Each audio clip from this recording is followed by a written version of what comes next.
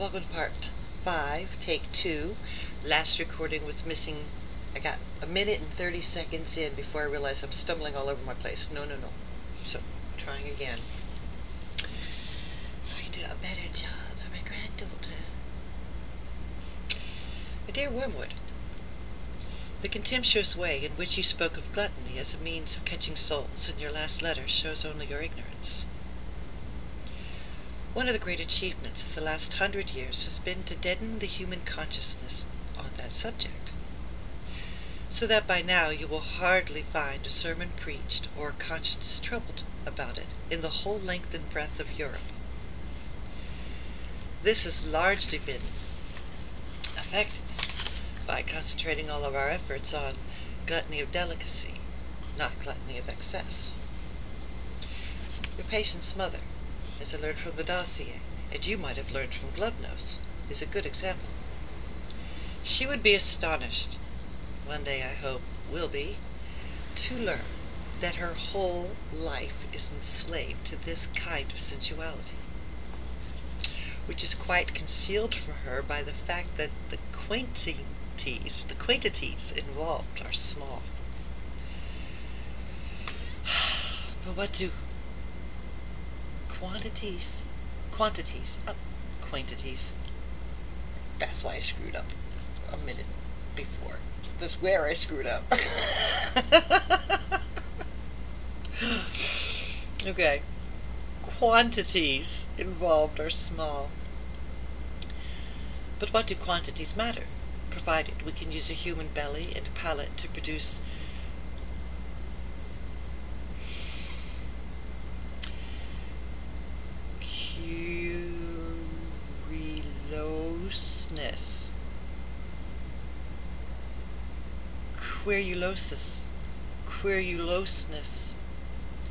querulousness, impatience, and uncharitableness. Querulousness. Oh, high maintenance! Can I have my thing on the side and a little butter on the side, and could you take off the gravy and put it... That's what that word means! Yes! Impatience and uncharitableness and self-concern. Glubnose has this old woman well in hand. She is a positive terror to hostesses and servants. She is always turning from what had been offered her to say with a demure little sigh and smile, "Oh, please, please, all I want is a cup of tea, weak, but not too weak, and the teeniest, weeniest bit of really crisp toast." You see, because what she wants is smaller and less costly than what has been set before her. She never recognizes as gluttony her determination to get what she wants, however troublesome it may be to others. At the very moment of indulging her appetite, she believes she is practicing temperance. In a crowded restaurant, she gives a little scream at the plate which some overworked waitress has set before her and says, "Oh, that's far, far too much. Take it away and bring me about a quarter of it." If challenged, she would say she was doing this to avoid waste. In reality, she does it because the particular shade of delicacy to which we have enslaved her is offended by the sight of more food than she happens to want. The real value of the quiet, unobtrusive work which Glubnose has been doing for years on this old woman can be gauged by the way in which her belly now dominates her whole life. The woman is what may be called the she's in what we would call the all-I-want state of mind. All she wants is a cup of tea properly made, or an egg properly boiled, or a slice of bread properly toasted. But she never finds any servant or any friend who can do these simple things properly, because her properly conceals an insatiable demand for the exact and almost impossible palatable pleasures which she imagines she remembers from the past.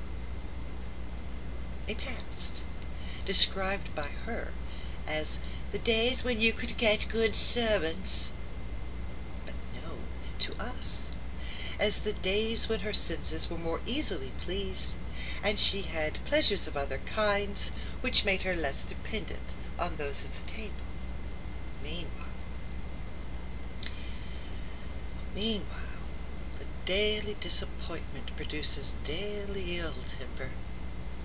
Cooks give notice, and friendships are cooled. If ever the enemy introduces her mind a faint suspicion that she is too interested in food, Glubbnose counters it by suggesting to her that she doesn't mind what she eats herself, but does like to have things nice for her boy. In fact, of course, her greed has been one of the chief sources of his domestic discomfort for years. Now, your patient is his mother's son. While working your hardest, quite rightly, on other fronts, you must not neglect a little quiet infiltration in respect of gluttony.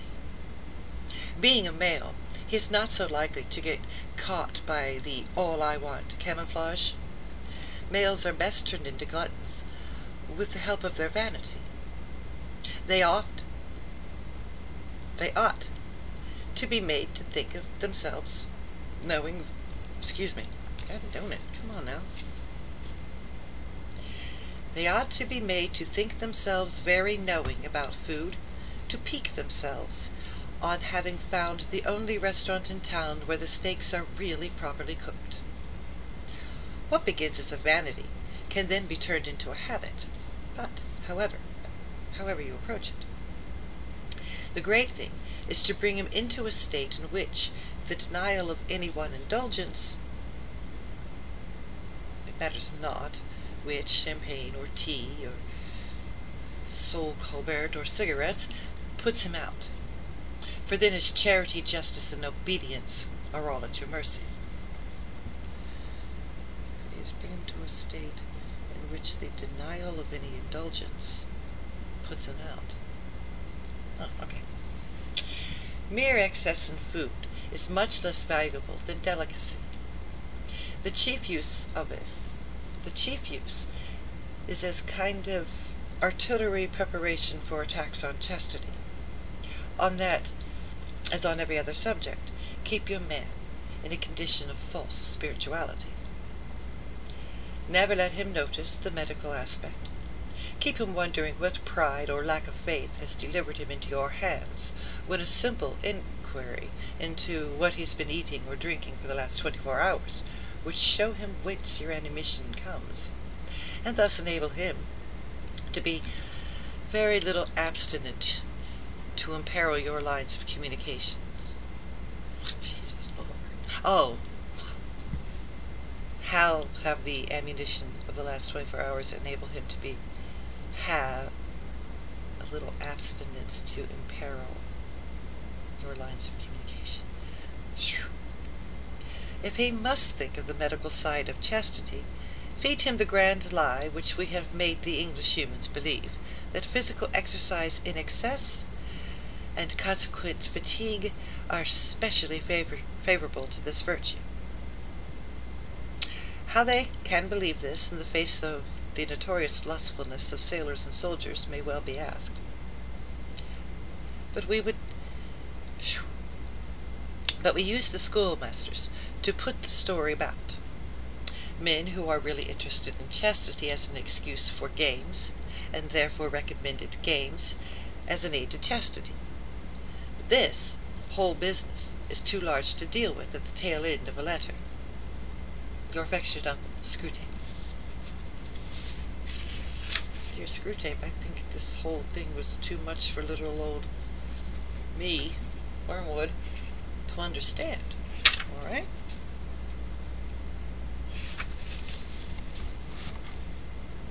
Let's get to his next letter. Find out what he's talking about. My dear Wormwood, even under Slubglob you must have learned at college the routine of sexual temptation, since for us spirits this whole subject is one of considerable tedium. Though necessary as part of our training, I will pass it over. But on the larger issues involved, I think you have a good deal to learn. The enemy's demand on humans takes the form of a dilemma, either complete abstinence or unmitigated monogamy. Ever since our father's first great victory, we have rendered the former very difficult to them. The latter, for the last few centuries, we have been closing up as a way of escape. Now we have done this through the poets and novelists by persuading the humans that a curious and usually short-lived experience, which they call being in love, is the only respectable ground for marriage. And marriage can, and ought to, render this excitement permanent, and that a marriage which does not do so is no longer binding. This idea is our parody of an idea that came from the enemy. The whole philosophy of hell rests upon recognition of the axiom that one thing is not another thing, and especially that one's self is not another self. My good is my good, and your good is yours. What one gains, another loses. Even an inanimate object is what it is by excluding all other objects from the space it occupies. If it expands, it does so by thrusting other objects aside or by absorbing them. A self does the same. With beasts, the absorption takes the form of eating. For us, it means the sucking of will and freedom out of a weaker self into a stronger self. To be means to be in competition. Now, the enemy's philosophy is nothing more or less than one continued attempt to evade this obvious truth. He aims at a contradiction. Things are to be many, yet somehow also one. The good of oneself is to be the good of another. This impossibility he calls love. And this same monotonous panacea can be detected under all he does, even all he is or claims to be. Thus, he is not content, even himself, to be a sheer arithmetical unity. No. He claims to be three as well as one, in order that this nonsense about love may find a foothold in his own nature. At the other end of the scale, he introduces into matter that obscene invention, the orgasm, in which the parts are perverted from their natural destiny of competition and made to cooperate. His real motive for fixing on sex as a method of reproduction among humans is only too apparent from the use he has made of it. Sex might have been, from our point of view, quite innocent. It might have been merely one more mode in which a stronger self preyed upon a weaker's, so, as it is. Indeed, among the spiders where the bride concludes her nuptials by eating the groom. But in the human, the enemy has gratuitously associated affection between the parties with sexual desire. He has also made the offspring dependent on the parents, and given the parents an impulse to support it, thus producing the family, which is like the orgasm only worse.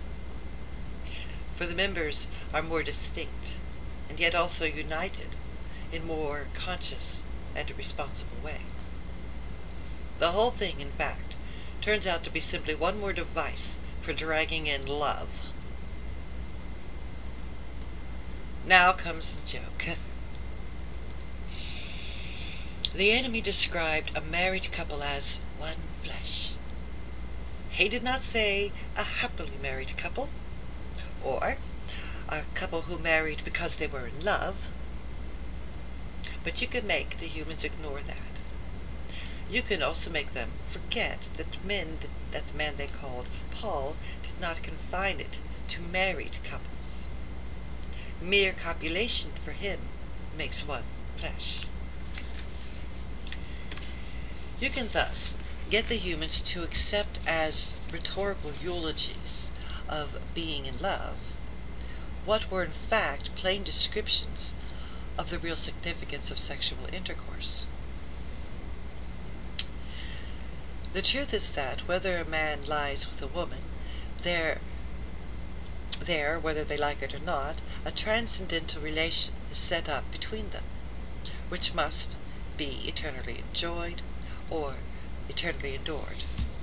Like I said, this is religious work. From the true statement that this transcendental relation was intended to produce, and if obediently entered into, too often will produce, affection and the family. Humans can be made to infer the false belief that the blend of affection, fear, and desire, which they call being in love, is the only thing that makes marriage either happy or holy.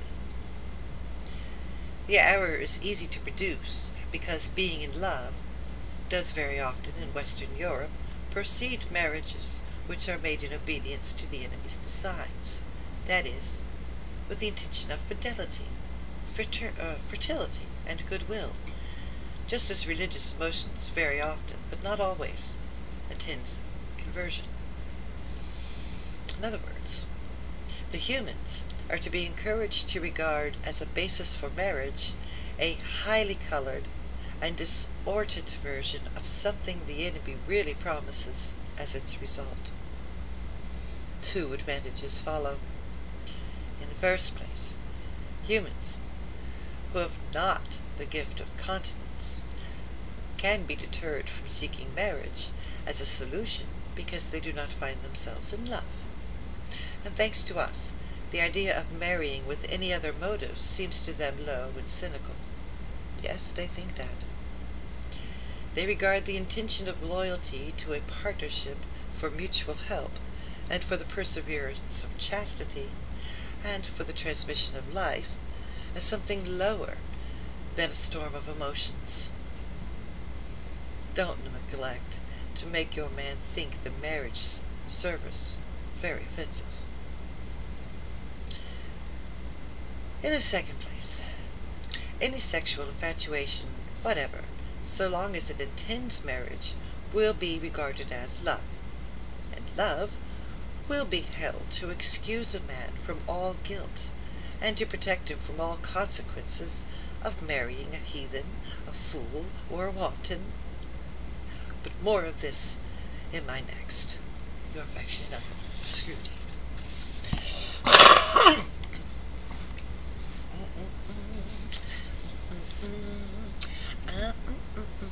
Well, you know what? Those things he spoke of marriage don't actually just those relatal and deeply spiritual notions of the holy divine union. It doesn't mean just males and females. Anybody can have that kind of love. Can't you?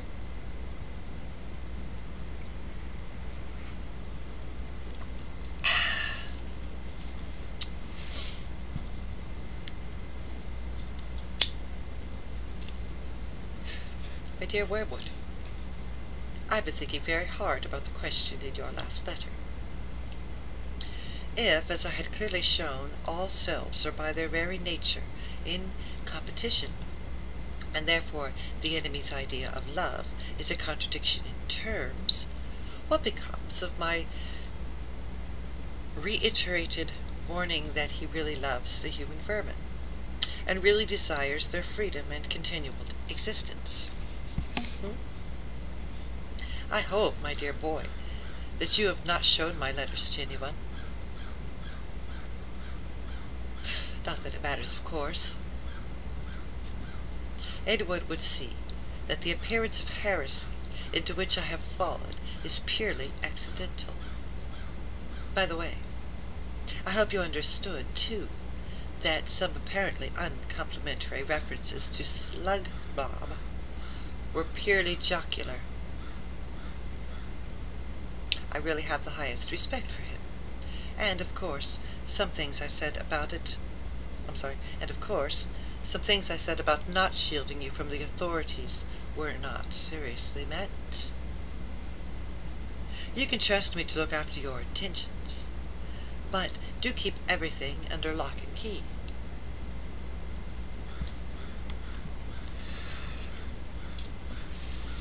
The truth is, I slipped by mere carelessness into saying that the enemy really loves the humans. That, of course, is an impossibility. He is one being, and they are distinct from him. Their good cannot be his. All his talk about love must be a disguise for something else. He must have some real motive for creating them, and taking so much trouble about them. The reason one comes to talk as if he really had this impossible love is our utter failure to find out that real motive. What does he stand to make out of them? That is the unsolvable question. I do not see that it can do any harm to tell you that this very problem was a chief cause of our father's quarrel with the enemy. When the creation of man first mooted, and when, even at that stage, the enemy freely confessed that he foresaw a certain episode about a cross, our father very naturally sought an interview and asked for an explanation. The enemy gave no reply except to produce the cock and bull story about disinterested love, which he has been circulating ever since. This our father naturally could not accept. He implored the enemy to lay his cards on the table and gave him every opportunity. He admitted that he felt a real anxiety to know the secret. The enemy replied, "I wish with all my heart that you did." It was, I imagine, at this stage in the interview that our father's disgust at such an unprovoked lack of confidence caused him to remove himself an infinite distance from the presence with a suchness which has given rise to the ridiculous enemy's story that he was forcibly thrown out of heaven. Since then, we've begun to see why our oppressor is so secretive. His throne depends on the secret. Members of his faction have frequently admitted that if ever we come to understand what he means by love, the war would be over, and we would re-enter heaven.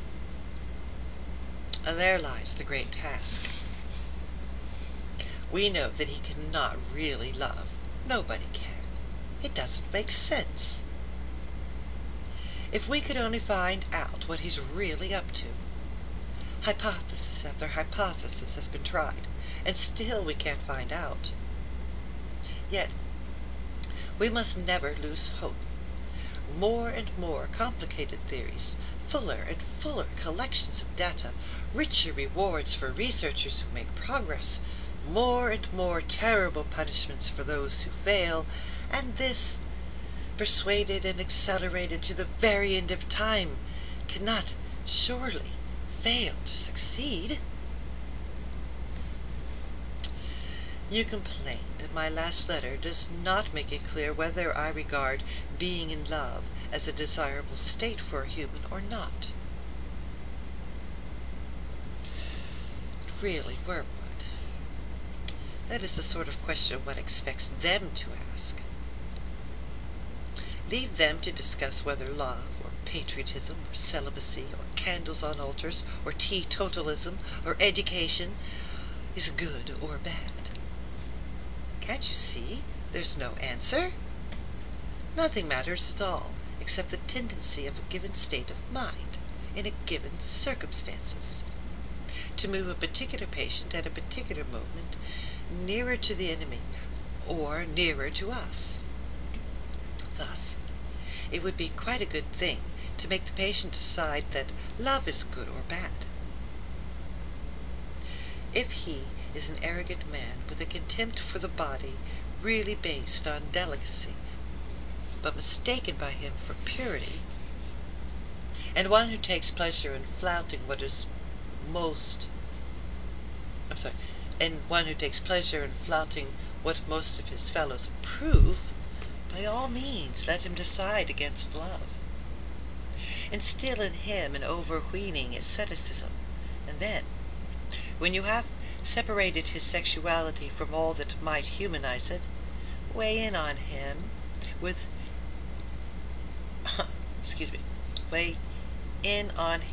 it some much more brutal and cynical form. If, on the other hand, he is an emotional, gullible man, feed him on minor poets and fifth-rate novelists of the old school until you have made him believe that love is both irresistible and somehow intrinsically meritorious. This belief is not much help, I grant you, in producing the casual unchastity, but it is an incomparable recipe for prolonged, noble, romantic, tragic adulteries ending, if all goes well, ending in murders and suicides. Failing that, it can be used to steer the patient into a useful marriage. For marriage, though the enemy's invention, has its uses.